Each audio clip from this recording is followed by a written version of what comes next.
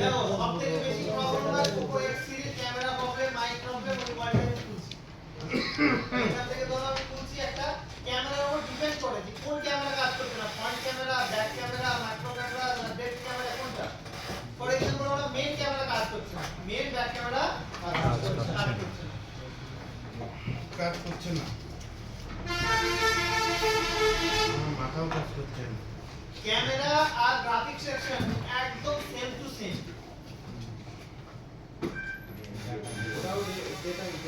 কি লিখবো sir charging section charging camera লাইনে যদি শর্ট থাকে তাহলে বন্ধ camera voltage sir reading camera voltage লিখতে পারবেন দেখাচ্ছি চার্জিং আচ্ছা এটা ধরো ক্যামেরা ক্যামেরাও লিখে দাও কানেক্টর থেকে কোথা থেকে বলো তো কানেক্টর থেকে তাহলে ক্যামেরা তো এখানে কি পেয়ে যাচ্ছে বলো ডেটা লাইন পেয়ে যাবে ডেটা লাইন পাবে আর ভোল্টেজ লাইন পাবে কিন্তু দেখো এখানে বর্ণিয়তে কিন্তু এখানে ভোল্টেজ লাইন সম্পর্কে কিছু কি বলেছে না বলেনি তাহলে ডেটা লাইন কি দেখো সবগুলো ডেটা লাইন দেখতে পাচ্ছ সবগুলো ডেটা লাইন তাহলে এখানে যেরকম 10টা ডেটা লাইন থাকবে গ্রাফিক্সের মতো 10টা ডেটা লাইন কিভাবে চেক করবে জিয়া ভালো তাহলে তুমি নিয়ে তো বেশি কিছু বলার নেই ওরা আসছে যে এখানে ভোল্টেজ থাকবে ভোল্টেজটা যদি না দেওয়া থাকে তাহলে এখানে কি ম্যাপ বিটম্যাপ না থাকলে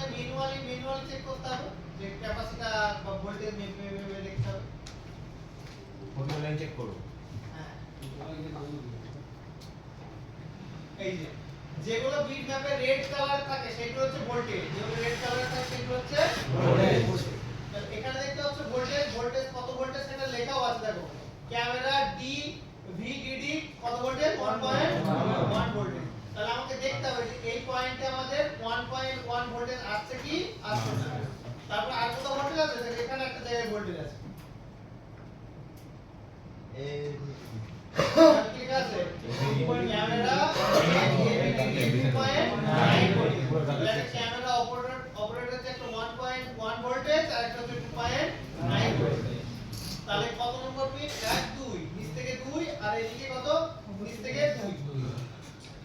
তাহলে এখানে নিচ থেকে 2 নম্বর পিন এইদিকে নিচ থেকে 2 নম্বর 3 এখানে আমাদের ভোল্টেজ চেক করতে হবে আর এখানে চেক করতে হবে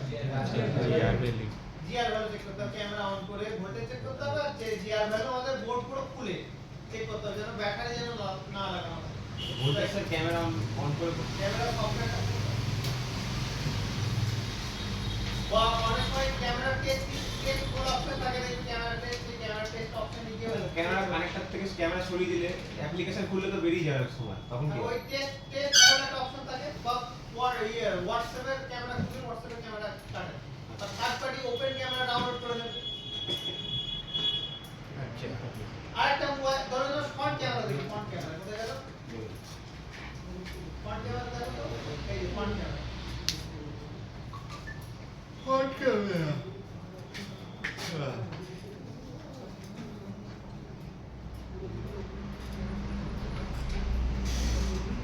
দেখো ফ্রন্ট ক্যামেরা কানেক্টর যদি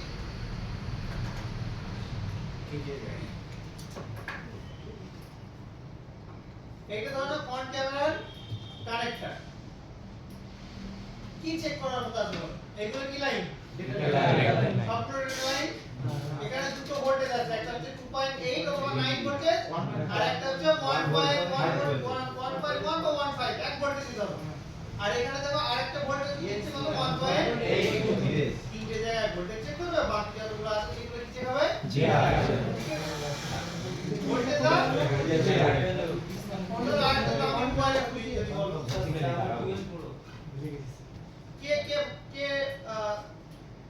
60 করে দিও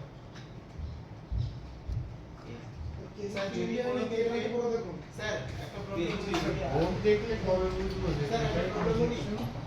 ব্যাক ক্যামেরা ওপেন করছি ঠিক আছে যখনই ফ্রন্ট ক্যামেরা করছি হ্যাং হয়ে যাচ্ছে না ফ্রন্ট ক্যামেরা ওপেন হচ্ছে না উল্টে ব্যাক ক্যামেরা ফ্লিপ হয়ে যাচ্ছে ফ্রন্ট ক্যামেরাতে কোনো সমস্যা আছে ফ্রন্ট ক্যামেরা লাইন আর একটা লাইন বলছে ফ্লিপ করার সময় যদি কোনো জায়গায় ভি সিং করে একটা লাইন পাবে ভিসিং ইসি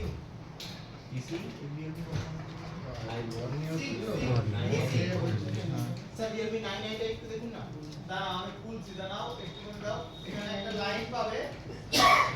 ভিসিং ভিসিং এই দেখো পেয়েছো না ভিসিং ক্যামেরা আর জুম হচ্ছে না সমস্যা এই ভিসিং কে লাইন একটা ক্যামেরা থেকে আরেকটা ক্যামেরার সাথে যুক্ত থাকে কানেক্টর থেকে কানেক্টরে যায় দেখো কোথায় গেছে বলো তো কানেক্টর থেকে ভ্যালু পাবে না এই লাইন কিন্তু ভ্যালু পাবে না এখান থেকে কন্টিনিউটি মোডে চেক করতে হবে এই যে ভিসিং কে লাইনে যদি প্রবলেম থাকে তাহলে ক্যামেরা ফ্লিপ করলে হ্যাং করবে ঘুরে যাবে এই ধরনের প্রবলেম কিন্তু হবে যখন কিনা এই ভিসিং কে লাইনের প্রবলেম থাকে তখন ক্যামেরা খারাপ হয়ে যাবে এটা যদি একটা ক্যামেরা থেকে আরেকটা ক্যামেরার সাথে থাকে কোন একটা ক্যামেরা যদি খারাপ হয়ে যায় তাহলে কিন্তু আমাদের এই ধরনের প্রবলেম আসবে না এসআই কোনো জিআর ভ্যালু হবে না না কাজে আইসির সাথে কানেক্ট নেই তো একটা ক্যামেরার সাথে আরেকটা ক্যামেরার সাথে বিগ মোডে চেক এই মোবাইলে যদি কিনা চেক করতে চাও তাহলে কি চেক করবে প্রথম ভ্যালু চেক করবে তারপর ভোল্টেজ ভ্যালু আর ভোল্টেজ এটা কি হবে ক্যামেরায় এই জন্য বলতে ক্যামেরায় কিছু নেই টাইম নষ্ট করো না অন ক্যামেরা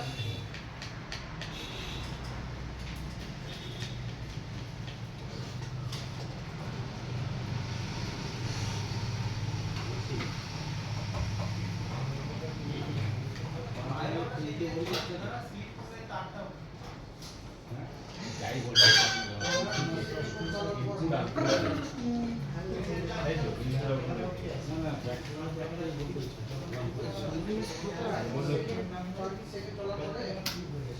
হিউজ ভোল্টেজ দিচ্ছে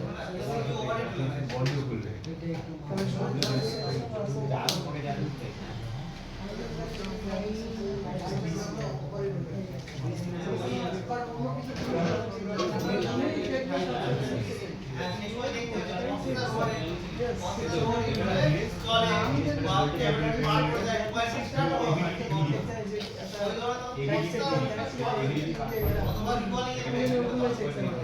আচ্ছা লাস্ট থেকে ক্যামেরা আসলে আমরা চেঞ্জ করব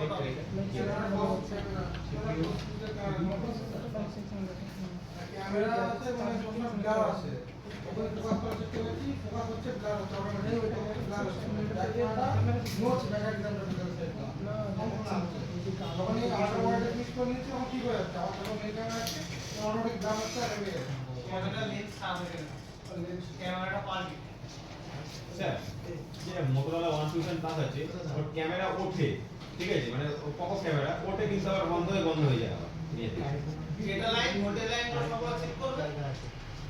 পপআপ ক্যামেরা জামানা নেই ক্যামেরা জামানা নেই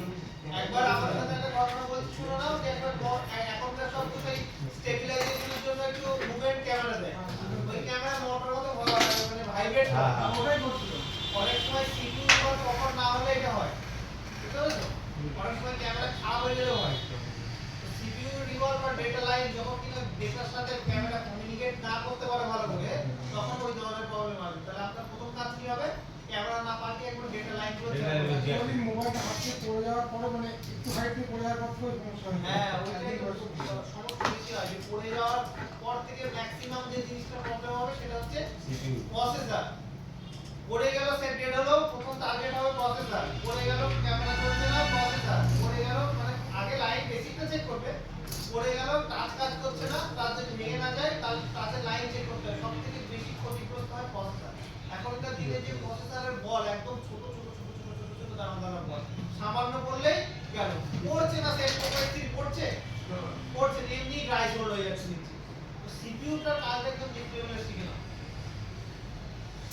তো ক্যামেরা কি দেখাবো তাই তো কানেক্ট ক্যামেরা ওই তো এটা ক্যামেরা পাল্টে ভুল ক্যামেরা লাগানোর সময় হয় আমাদের এখনকার দিনে দেখবে যে কি চারটে ক্যামেরা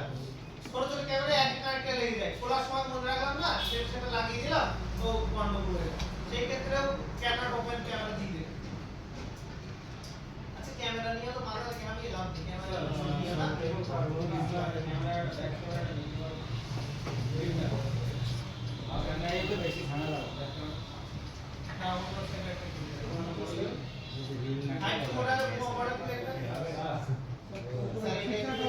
Poco X6 কোন ক্যামেরা কোন Realme 9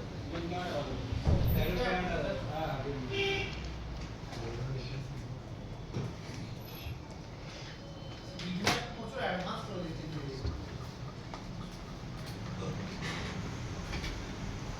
বিটম্যাপে কত জিআর আসা দরকার সব বলে দিচ্ছে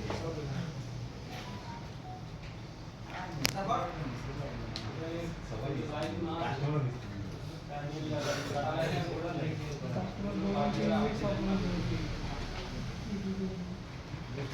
এটা কি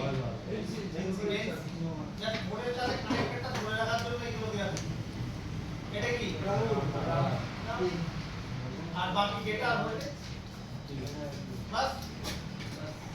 এইবার হচ্ছে মেন টপিক এসে যেটা সবথেকে